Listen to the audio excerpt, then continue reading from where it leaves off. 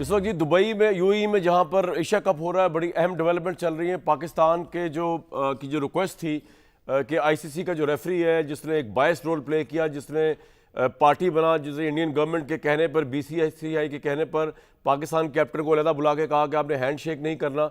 उसके बाद पाकिस्तान ने आईसीसी को ख़त लिखा और उन्होंने कहा कि इस मैच रेफरी को हटा दिया जाए, और आईसीसी ने आज उस दरख्वास्त को रद्द कर दिया है। पाकिस्तान ये पोजीशन ले चुका है कि अगर आईसीसी ने उनकी इस बात को ना माना, इस मैच रेफरी को ना हटाया, तो पाकिस्तान पूरे एशिया कप का बाइकआउट करेगा। मैं आपको बताना चलूँ, ये एशिया कप पाकिस्तान का इवेंट नहीं है इस वक्त, ये इंडिया का इवेंट है।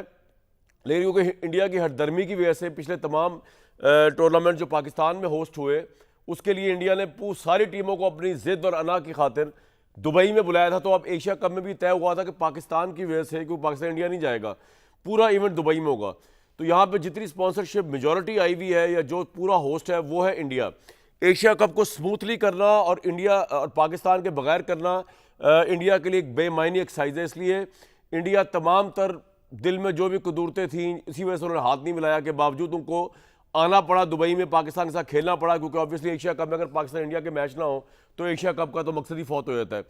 अब इस वक्त जब मैं आपसे बात कर रहा हूँ, पाकिस्तान के जो क्रिकेट बोर्ड के करता धरता है मोहसिन नकवी साहब, वो पाकिस्तान में ऑफिशियल से बात कर रहे हैं।